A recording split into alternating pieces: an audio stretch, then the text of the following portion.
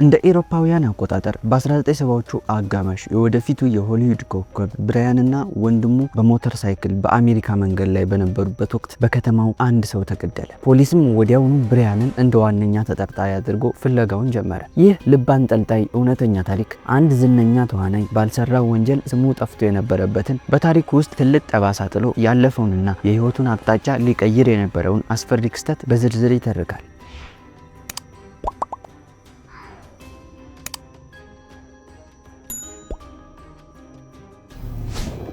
በ1970ዎቹ አጋማሽ ብራያን ገና የ20 ዓመት ወጣት ነበር። በወቅቱም የወደፊት የትወና ህይወቱ ገና አላቆጠቆጠም ነበር። ይልቁንም ከወንድሙ ከካይል ጋር በመሆን በሞተር ሳይክል ከአሜሪካ ለመውጣት ትልቅ ጉዞ ላይ ነበሩ። በኪሳቸው ጥቂት ገንዘብ፣ በልባቸው ደግሞ የነጻነት ስሜት አንግበው ከተማ ለከተማ እየተዘዋወሩ ፍሎሪዳ ደረሱ። እዚያም ለጥቂት ጊዜ የሚቆዩበትና ለጉዟቸው የሚሆን ተጨማሪ ገንዘብ የሚያገኙበት ስራ መፈለግ ጀመሩ። እንደ እድል ሆኖም ዴይቶና ቢች በሚገኝ ሃዋይን ኢን በተባለ ትልቅ ሆቴል ውስጥ በምግብ ቤት ረዳትነት ተቀጠሩ። ሆኖም ይህ የስራ ቦታ ለወደፊት አስፈሪ ክስተቶች መነሻ እንደሚሆን አላወቁም ነበር። በምግብ ቤት ውስጥ ፒተር ዋንግ የተባለ ግልፍተኛና በሰራተኞች ዘንድ እጅግ የተጠላ ዋና ሼፍ ነበረ። ፒተር ሰዎችን ማዋረድና ማሳቀቅ የሚወድ በትንሽ በትልቁ የሚጮህ አስቸጋሪ ሰው ነበር። ብራያንና ወንድሙ ከሌሎች የስራ ባልደረቦቻቸው ጋር ሆነው ስለ ፒተር ክፋት በየቀኑ ያወሩ ነበር። እንዲያውም በቀልድ መልክ ይህንን ሰውዬ ብንገለውስ በማለት እርስ በርሳቸው ይሳሳቁ ነበር። ብራያን በኋላ ላይ በጻፈው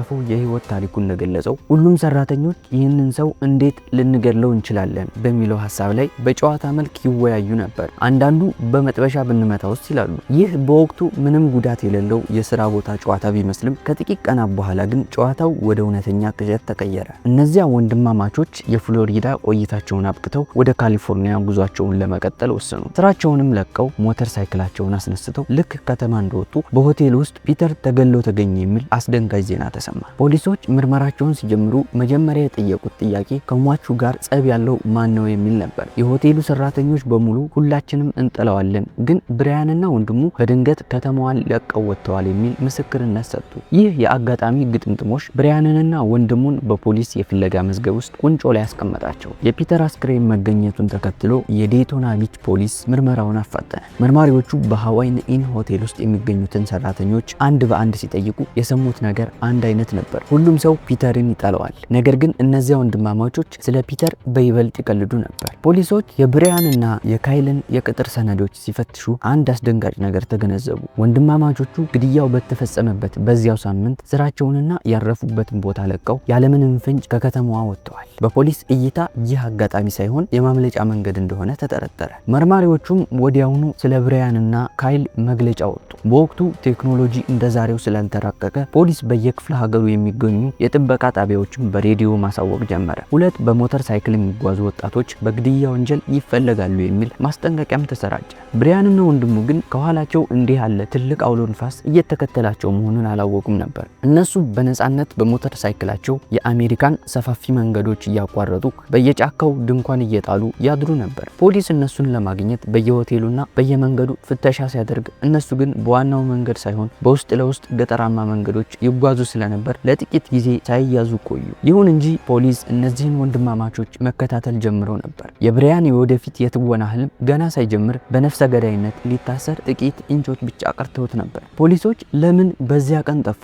ለምንስ ስለ ሼፉ ግድያ ይቀልዱ ነበር? የሚሉትን ጥያቄዎች ይዘው ወንድማማቾቹን በቁጥጥር ስር ለመዋል አሜሪካን ማበጠር ጀመሩ። ብራያንና ካይል በወቅቱ ተፈላጊ ነፍሰ ገዳዮች መሆናቸውን በፍጹም አላወቁም ነበር። ነገር ግን በጉዟቸው ላይ ያደረጓቸው አንዳንድ ውሳኔዎች ለፖሊስ እጅግ አጠራጣሪ ሆነው ታዩ። ከፍሎሪዳ እንደወጡ ወንድማማቾቹ በሰሜን ካሮላይና በኩል ወደ ካሊፎርኒያ የሚያደርጉትን ረጅም ጉዞ ቀጠሉ። በዚህ ወቅትም በህይወታቸው ትልቅ ስህተት ሊሆን የሚችል አጋጣሚ ተከሰተ።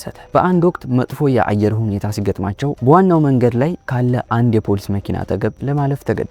በወቅቱ ደግሞ ፖሊሶች በሬዲዮ የብራያንንና የወንድሙን የሞተር ሳይክል መግለጫ አግኝተው ነበር። ብራያን በኋላ ላይ ሲያስታውሰው በዚያ ወቅት ፖሊሶች በየመንገዱ የሚንቀሳቀሱ የሞተር ሳይክል ተጓዦች መንገዶችን በንቃት ይከታተሉ ነበር። ወንድማማቾቹ ግን የሚጓዙበት መንገድና የሚያርፉበት ቦታ ከሰው እይታ የራቀ ነበር። አብዛኛውን ጊዜ የሚያድሩት በጫካ ውስጥ ድንኳን ጥለው ስለነበር ማንነታቸውን የሚያረጋግጥ አካል አልነበረም። ይህ ሁኔታ ለጊዜው ከእስር ቢያድናቸውም በፖሊስ መዝገብ ውስጥ ግን እንደ አደገኛ ሽፍቶች ይታዩ ነበር። በፍሎሪዳ የሚገኙት መርማሪዎች የብሪያንን የኋላ ታሪክን መመርመር ጀመሩ። ቤተሰቦቻቸው ጋር በመሄድ ልጆቻችሁ የት ናቸው የሚሉ ጥያቄም አቀረቡ። እናታቸውም ልጆቿ በሞተር ሳይክል አገር እያቋረጡ መሆኑን ስትገልጽ ለፖሊሶች ነገሩ ሁሉ የታቀደ ግድያና ሽሽት እንደሆነ ይበልጥ አረጋገጡላቸው። በዚህ መሃል ግን የብሪያንና የካይል ገንዘብ እያለቀ መጣ። ወደ ካሊፎርኒያ ለመድረስ ገና ብዙ ሺህ ኪሎ ሜትሮች ይቀሯቸዋል። ገንዘብ ለመቆጠብ ሲሉ ምግብ ሳይበሉ የሚውሉባቸው ቀናቶች ነበሩ። ይህ በረሃብና በድካም የተሞላ ጉዞ ሳያውቁት ከእስር እንዲያመልጡ ረድቷቸዋል። ምክንያቱም ሰው በሚበዛባቸው ከተሞችና ሆቴሎች ውስጥ አይታዩም ነበር። ይሁን እንጂ ፖሊስ አንድ ትልቅ ፍንጭ አገኘ። በፒተር ግድያ ዙሪያ የተደረገው ምርመራ ከወንድማማቾቹ ውጭ ሌላ ምስጢራዊ ሰው በሆቴል ውስጥ ይንቀሳቀስ እንደነበር መጠቆም ጀመረ። ነገር ግን የወንድማማቾቹ ስም ቀድሞ በመጥፋቱ ፖሊስ ትኩረቱን እነሱን በማደል ላይ ብቻ አደረገ። ብራያንና ካይል በመጨረሻ በካሊፎርኒያ የሚገኘው የወላጆቻቸው ቤት ደረሱ። ረጅሙንና አድካሚውን የሞተር ሳይክል ጉዞ በማጠናቀቃቸው እፎይታ ተሰምቷቸው ነበር። ነገር ግን ገና እግራቸው ቤት እንደረገጠ የጠበቃቸው ነገር እጅግ አስደንጋጭ ነበር። ቤተሰቦቻቸው በጭንቀት ተውጠዋል። ምክንያቱም ለሳምንታት ያህል ፖሊሶች የቤቱን ስልክ ሲከታተሉና ልጆቻችሁ ነፍሰ ገዳዮች ናቸው የሚል የክስ ወረቀት ይዘው በራቸው ላይ ይመላለሱ ነበር። የዴይቶና ቢች ፖሊስ መምሪያ ወንድማማቾቹ ካሊፎርኒያ መድረሳቸውን ሲያረጋግጥ የአካባቢው ፖሊስ በቁጥጥር ስር እንዲያውላቸው ትዕዛዝ አስተላለፈ። ብሪያን በህይወቱ ለመጀመሪያ ጊዜ እውነተኛ ፍርሃት ተሰማው። በስራ ቦታ በቀልድ የተናገረው ሼፉን ብንገለውስ የሚለው ንግግር አሁን በህግ ፊት እንደ ወንጀል እቅድ ተቆጥሮ ቀረበበት። ምርመራውም በከፍተኛ ደረጃ ተጠናከረ። ፖሊስ ብሪያንንና ካይልን ለብቻው በማስቀመጥ ጥያቄዎችን ያዘንብባቸው ጀመር። ለምን ግድያው በተፈጸመበት ቀን ጠፋችሁ? ለምን የስራ ባልደረቦቻችሁ እናንተን ጠረጠሩ? የሚሉት ጥያቄዎች ለብሪያን መልስ ለመስጠት እጅግ ከባድ ነበሩ። ምክንያቱም የእሱ ሽሽት የታቀደ ሳይሆን ቀድሞ የተያዘ የጉዞ ፕሮግራም ነበር። ነገር ግን ለፖሊስ አጋጣሚ የሚባል ነገር የለም። በዚህ አስቸጋሪ ወቅት ብሪያን ዝምታው የበለጠ ጥንካሬ እንደሚሰጣቸው ተረዳ። ስለዚህ ሁሉንም እውነታ በዝርዝር መናገር ጀመረ። ሆኖም ግን ፖሊስ ወንድማማቾቹን ወደ ፍሎሪዳ ወስዶ ለፍርድ ለማቅረብ ዝግጅቱን ጨርሶ ነበር። የብሪያንም የወደፊት የትወና ህይወት ገና ሳይጀምር በእስር ቤት ውስጥ ሊቀበር ጥቂት እርምጃዎች ብቻ ቀሩት። ነገር ግን በዴይቶና ቢች የሚገኘው የምርመራ ቡድን ያልጠበቀው ሌላ አዲስ ፍንጭ አገኘ። በሼፍ ፒተር የግድያ ቦታ ላይ የተገኘው የጣት አሻራና የወንድማማቾቹ አሻራ በፍጹም አልተመሳሰለም። ይህ ማለት ሌላ እውነተኛ ገዳይ በነፃነት እየተዘዋወረ ነው ማለት ነው። ፖሊስ በብሪያንና በካይል ላይ የነበረውን ትኩረት መቀነስ የጀመረው በወንጀሉ ስፍራ ላይ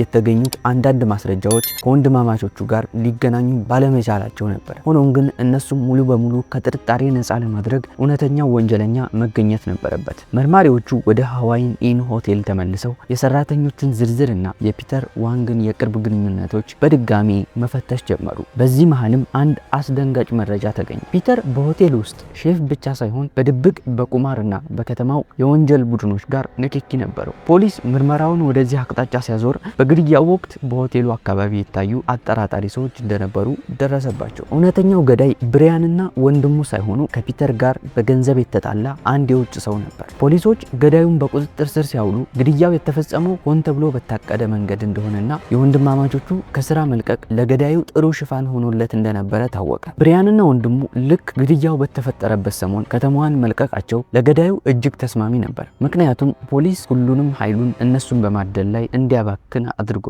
ለብሪያን ይህ ዜና ትልቅ እፎይታ ነበር። በካሊፎርኒያ ጣቢያ ውስጥ ተከሶ ሊቀርብ ጥቂት ቀናት ሲቀሩት ከፍሎሪዳ የመጣው መረጃ ከጥርጣሬ ነፃ አደረገው። መርማሪዎቹ ነፃ ናቸው ሲሏቸው ብሪያን ያን ጊዜ የተሰማውን ስሜት ሲገልጽ በቀልድ የተናገርኩት ቃል ለሞት ወይም ለእድሜ ልክ እስራት ሊዳርገኝ ይችል እንደነበር ሳስበው ይዘገንነኛል ብሏል። ይህ ክስተትም በብሪያን አእምሮ ውስጥ ትልቅ ትምህርት ጥሎ አልፏል። የወንጀል ምርመራ ሂደት ምን እንደሚመስል፣ ተጠርጣሪ መሆን ምን አይነት ስነ ልቦናዊ ጫና እንዳለውና የቃላት ክብደት ምን ያህል እንደሆነ በአካል ተረድቷል። ይህ የነፍሰ ገዳይነት ታርጋ ባይነሳለት ኖሮ ዛሬ የምናውቀው ታዋቂው ተዋናይ ብሪያን አይኖርም ነበር። ከግድያ ጥርጣሬ ነፃ መሆኑ ከተረጋገጠ በኋላ ብሪያን ወደ ተለመደው ህይወቱ ተመለሰ። ነገር ግን ያጋጠመው ነገር በውስጡ ትልቅ ለውጥ ተፈጥሮ ነበር። በፖሊስ ጣቢያዎች ውስጥ ያሳለፋቸው ሰዓታት፣ መርማሪዎቹ ሲያፋጥጡት የነበረው ሁኔታና ተፈላጊ ነፍሰ ገዳይ ተብሎ የመታደኑ ስሜት ሳያውቀው ለወደፊት የትወና ዘርፉ ትልቅ ግብዓት ሆኖታል። ብሪያን ወደ ሆሊውድ ለመግባት በሚሞክርበት ወቅት ይህን አስፈሪ ታሪክ ለብዙ ጊዜ በሚስጥር ይዞት ቆይቷል። ምክንያቱም በወቅቱ በግድያ ተጠርጥሬ ነበር ብሎ መናገር ለጀማሪ ተዋናይ የሞት ፍርድ እንደማለት ነበር። ሆኖም ግን በትወና ስልጠናዎቹ ላይ የገጸ ባህሪያትን ስሜት በጥልቀት ለመረዳት ያንን የፍርሃትና የጭንቀት ወቅት እንደ መነሻ ይጠቀምበት ነበር። ዓመታት አልፈውም ብሪያን በታዋቂው ብሬኪንግ ባድ ተከታታይ ፊልም ላይ የዋልተር ዋይትን ገጸ ባህሪ እንዲጫወት ሲመረጥ ብዙዎች የዋህ የሚመስለው ይህ ሰው እንዴት እንዲህ ያለውን ጨካኝና ወንጀለኛ ሰው ሊወክል ይችላል ብለው ተጠራጥረው ነበር። ምክንያቱም ዊልተር የተባለው ገጸ ባህሪ ጨካኝ ስለነበር። ነገር ግን ብሪያን በውስጡ ያንን የድሮውን ፖሊስ ሲያሳድደው የነበረውን ስሜት፣ በህግና በወንጀል መካከል ያለውን ጠባብ መስመርና አንድ ሰው በአጋጣሚ እንዴት ወደ ጨለማው ዓለም ሊገባ እንደሚችል በሚገባ ተረድቶት ነበር። በኋላ ላይ በሰጠው ቃለ መጠይቅ ዋልተር ዋይት በፖሊስ ሲከበብ የሚሰማውን ጭንቀት ለመወከል ብዙም አልተቸገርኩም፣ ምክንያቱም ያንን ጭንቀት ገና በ20 ዓመቴ በአካል አስተናግጄዋለሁ ብሏል። ይህ እውነተኛ የወንጀል ታሪክ ብሪያንን ከአንድ ተራ ተዋናይነት ወደ ዓለም አቀፍ ኮከብነት የቀየረው የመከራ ትምህርት ቤት ሆኖ አገልግሏል። ዛሬ ብሪያን ስሙ በሆሊውድ መድረክ ላይ በደመቀ ሁኔታ ተጽፎ ይገኛል። ነገር ግን አልፎ አልፎ ወደ ኋላ መለስ ብሎ ያንን የ1970ዎቹን የፍሎሪዳ ትዝታ ሲያስታውስ ሕይወት በምን ያህል ጥቃቅን ነገሮች ልትቀየር እንደምትችል ያስባል። ውድ የቻናሌ ተከታታዮች የዛሬው ታሪካችን ይህንን ይመስል ነበር። በቀጣይ ደግሞ ይህን የመሰሉና እውነተኛ የተረጋገጡ የወንጀል ታሪኮችን ከነማስረጃቸው አቀርብላችኋለሁ። አስተያየታችሁን የኮሜንት ቦታ ላይ አስቀምጡልኝ። ቪዲዮውን ከወደዳችሁት ላይክ እና ሼር ማድረጋችሁን እንዳትረሱ። ለቻናሉ አዲስ ከሆናችሁ ደግሞ ሰብስክራይብ በማድረግ ቤተሰብ መሆን ትችላላችሁ።